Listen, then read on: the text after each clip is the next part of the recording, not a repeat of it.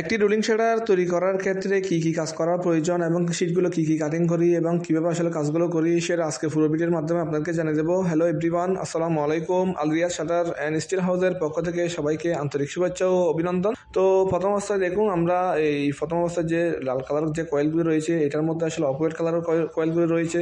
এটি হচ্ছে জাপানি কালারিং কয়েলিং, একদম প্রাইম কয়েল। তো এই কয়েলগুলো দিয়ে আসলে আমরা কীভাবে রোলিং শেডারগুলো তৈরি করতেছি দেখুন। তো প্রথম অবস্থায় যে বড় কয়েলগুলো সেটা এই কাটিং করার সুবিধার্থে আমরা ছোটো করে করি।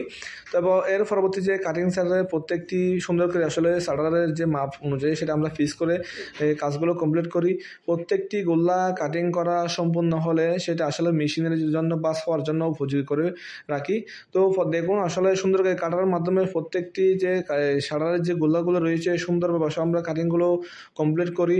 তো কমপ্লিট করার পরবর্তী সেটা দেখুন কালারিং কয়েলগুলো, এগুলো কাটিং করার ক্ষেত্রে কীভাবে আসলে দেখতেও কী সুন্দর লাগে এবং কালারিং এর পরবর্তীতে দেখুন সেটা সুন্দরভাবে বাস মেশিনের মাধ্যমে এমনভাবে আসলে আমরা কাজগুলো করি যেন একদম প্রাইম কোয়ালিটির মালগুলো।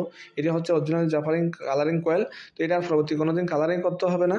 এই কালার করার পরবর্তী এটা আসলে 10-15 বছরের মধ্যে আপনাকে এখানে কালারও করতে হবে না, সেখানে হাতও দিতে হবে না।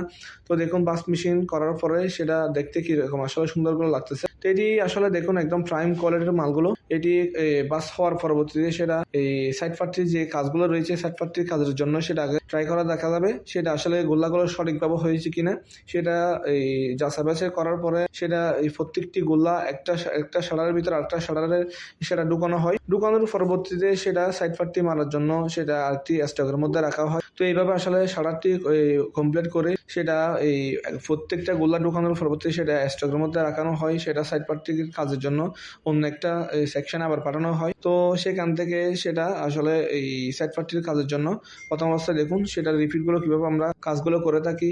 তো আপনারা চাইলে এভাবে আসলে সাইড পার্টির একটি গুরুত্বপূর্ণ কাজ হচ্ছে সেটা সুন্দরভাবে যদি কাজগুলো না করে কিছুদিন পরে শাটারগুলো এই আপনার রিপিটগুলো বের হয়ে যায়, অনেক ধরনের সমস্যা হয়, অনেকে আসলে বলে। তো সাইড পার্টির কাজগুলো অনেক সুন্দরভাবে কাজগুলো করতে হবে। একটি রোলিং শাটারের জন্য সবচাইতে গুরুত্বপূর্ণ হচ্ছে যে একটি শাটারের যে সাইড পার্টির শীটগুলো আপনি যদি একদম শক্ত মজবুত ভালো থেকে যদি না দেন এবং বড় থেকে না দেন তাহলে কিছুদিন পরে সেটা বের হয়ে যায়। তো দেখুন আমরা সাইড পার্টির কাজগুলো কমপ্লিট কীভাবে করেছি, রিপিটগুলো কীভাবে মেরেছি।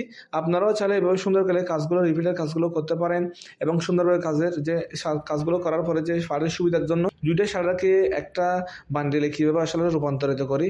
আপনারাও চাইলে এভাবে সুন্দর করে ওই যে দুইটা বান্ডেলকে একসাথে বান্ডেলগুলো করতে পারবে। তো শাটার আসলে সবচাইতে সুন্দর হচ্ছে যে লাল কালার রয়েছে, এইটাই কালারগুলো আসলে দেখুন দেখতে আসলে অনেক সুন্দর। এটি সবাই ভালো থাকবেন।